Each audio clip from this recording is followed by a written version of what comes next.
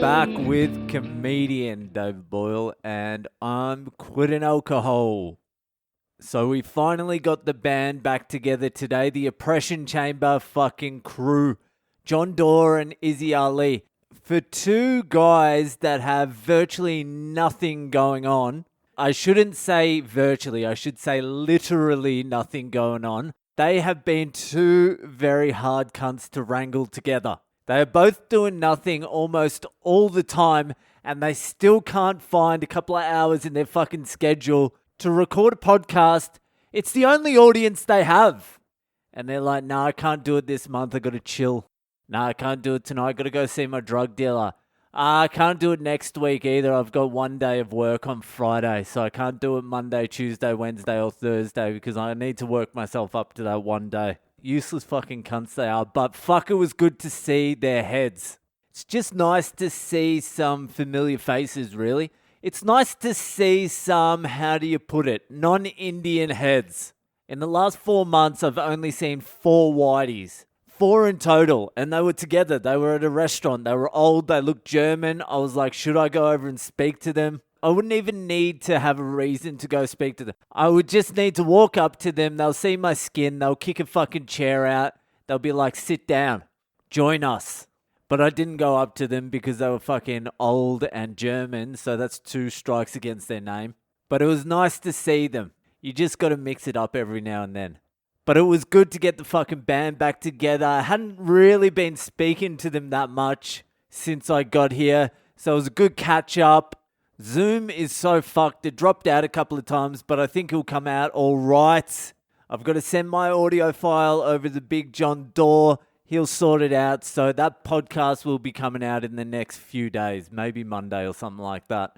So I received an email a couple of days ago. I opened it up thinking it was going to be a fucked up Friday story. And it turned out to be very, very fucking different to a fucked up Friday story. So I'm going to read this email out because I just think it's too fucking interesting. So here we go. Here's the email I received a couple of days ago. Firstly, I wanted to say thank you for sharing your journey so honestly and for being uncensored. You are very sharp, honey. And I have really enjoyed listening. Not a problem. I'm glad to be of assistance. To introduce myself, my name is Batya. It's Batya. That's not her real name. She asked me to change her real name, so I just chose that. I'm 31 years old and I work as a nurse. Nice. I get along with nurses well. A few years ago, I practiced meditation daily at home and went to a weekly Buddhist meditation group. After a few weeks of regular practice, some strange things began to happen. I wonder if this has happened to you. I began to receive psychic predictions and have glimpses into people's past lives. Well, all you need to do is go back to day 192 to know I'm a psychic.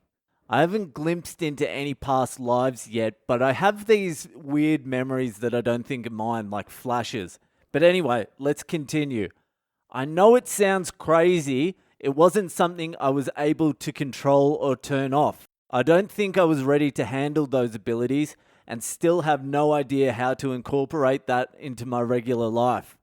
I'm just prefacing with the above because after listening to many hours of your podcast, I have unintentionally, I swear I really can't help it, had glimpses into some of your past lives. I thought at the very least if I shared with you these glimpses, it might make you smile. It's all very positive. I understand that you have not asked for this email, so don't read anything below here if you do not want to know about your past lives. Like fuck, I don't want to know about my past lives. Hit me up, baby. So here we go. This is the stuff about my past lives. You have lived many, many lives, and you have a very advanced soul. That's pretty obvious. You don't need to be tapped into the ether to know that. What I'm sharing with you is a glimpse into a few of your previous lives. Firstly, your wife is your soulmate. Yes, you got that right. She is, correct. But sometimes soulmates can really fucking annoy each other. But yes, she is. And then she goes, of course, you already both know that. But you have lived many lives with your wife. Though this is the first life that she is your wife.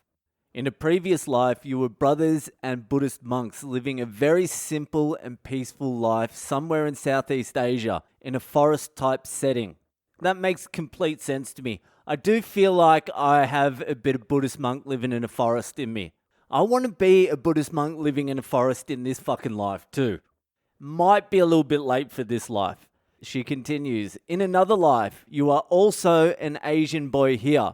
Your wife and your son were your best friends, and again you lived a very simple, spiritual, pure life. I'm glad you can't remember your past lives then. Like in the next life, I don't want to be fucking the reincarnated soul of my best friend in this life. I would never choose to do that. But the problem is, none of my friends in this life are going to be reincarnated as a hot girl in the next life. Trust me. They're not even going to come back human. They're going to be like goats and fucking cows and shit. Alright, I'm just going to read the rest of it straight. I'm not going to fucking chime in and comment every 2 seconds on the rest of it because I actually think it's really nice and I'm on fucking board with all of it. So she goes, in another life, now in India, your wife was your mother.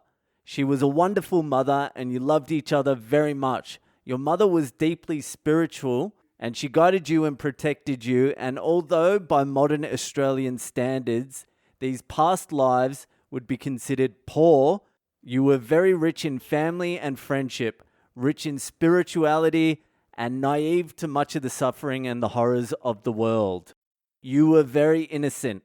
You know, I still feel innocent. Which is a weird thing to feel after the horrible shit I've done. I still feel like an innocent little fucking boy that has been corrupted by the rest of the world. But I feel innocent, but it's going to be very hard to justify some of the bad shit I've done throughout my life. At the end of your last life, you and your wife, in this life, reflected on how both of your souls have developed significantly as spiritual beings.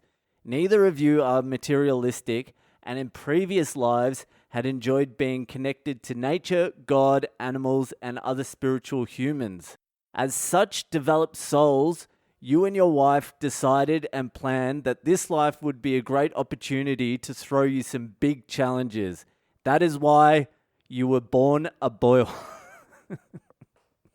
That is a challenge. That is why you were born a Boyle. Fuck.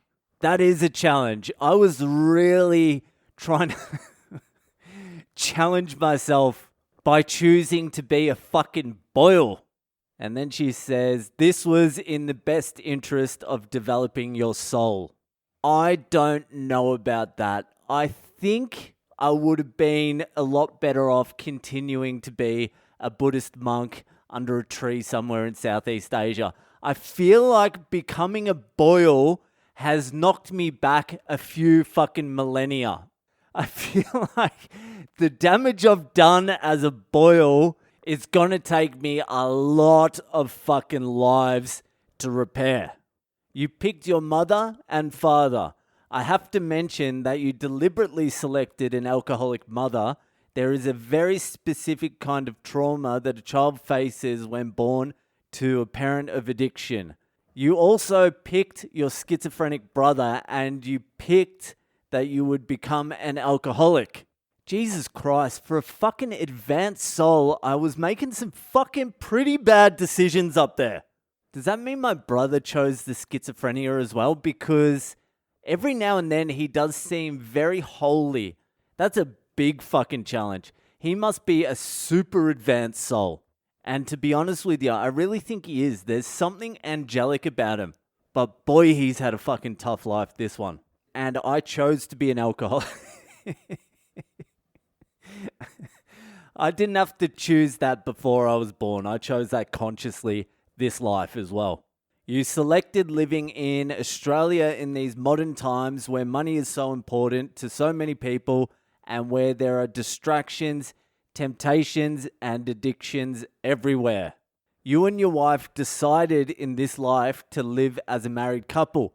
You have lived many lives as a celibate monk. I believe that. I reckon I could go celibate. Like, I'm definitely not going to, 100%. But I think if the conditions were right, I could go celibate easy. I would have to be on like the top of a mountain somewhere. I'd be meditating. I would have to do the Buddha thing. I'd have to run away from the family. I'd have to have no distractions. I would have to live in a cave somewhere, spend like 12, 15 years in a cave, and then come out, and I don't think I would be tempted anymore. So me and my wife decided to live in this life as a married couple for the first time, to learn about a different dimension to love and commitment. You also decided to be parents to learn about unconditional love. Lastly, your Polish nana, I'm sorry for your loss. I only heard that episode today. She has a very, very advanced soul. In a previous life, she was some kind of monk/leader figure, and you and your brother, in brackets, your wife in this life. So she's not talking about my actual brother, she's talking about my wife, who was my brother in a previous life. I'm going to start calling my wife bro. I'm going to start calling her bro. What's up, bros? So you and your brother, who is my current wife, were her disciples. You had planned to be connected in this life as grandmother and grandson, and will also be connected in future lives. I knew that. To describe the suffering and challenges that your nana faced in this life, I am only able to draw similarities from the life of Jesus. Your nana came into the most recent life as a very, very advanced soul and had selected the time and circumstances of her life to enable her to experience maximum hardship and suffering to further develop her soul, but also to help and develop the souls of those around her. I don't know too much about the life of Jesus, but he kind of reminds me of your nana in that they are both two very advanced spiritual souls that have deliberately chosen to live a life of immeasurable suffering. Was your nana a hardcore Catholic like most Polish? She was. She was very religious. I think towards the end there, she had sort of developed her own sort of like personal faith. And lastly, you were able to communicate with and be guided by your nana at any time through meditation or your dreams. She is a guardian angel to you, your brother, your wife, and your children. Okay, I know that was a lot. If you have made it this far, thank you for sticking with me. I would love to know what your thoughts of the above are. Does it sound totally crazy, or did any of it make sense? Look, I dig a little bit of fucking crazy. I love a little bit of fucking crazy. I believe in all that afterlife shit, reincarnation, everything. I've got a couple of wild fucking stories I've been meaning to tell for like the last year, but I really need to get them right if I'm going to tell them. And one of them will be the most complex fucking story I've ever told.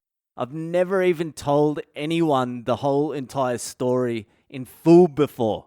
So I need to tell that story, and that is off the fucking wall. So I'll be telling that at some point. But I am down for all that shit. Everything you were saying, I'm into. What I want to know is, though, how much of that can just be pieced together through listening to all of this podcast? Because I do talk about Buddhism a lot. I do talk about living in a cave as a Buddhist monk. I've talked about a lot of the stuff that you were saying. So it's hard for me to decipher what you've just pieced together through listening to the podcast and what parts have come as visions. What you need to do is you need to go back to meditation, start meditating again, start your visions, get them going, get them cranking, and start thinking about me. Dig into a few more of my past lives, get a few specific details, like really dig deep here, really test out your fucking psychic ability. I want you to go back into like a life where I wasn't even fucking human, but I wanted to be able to trigger a memory. It's a challenge, but the burden of proof is on you, not me. But I did love your email. Whether it's real or not doesn't even matter to me. It put a smile on my face. It's nice to think about those sort of things. So thank you for that. And that will do for tonight. That's all, folks. And I'll see you the fuck later.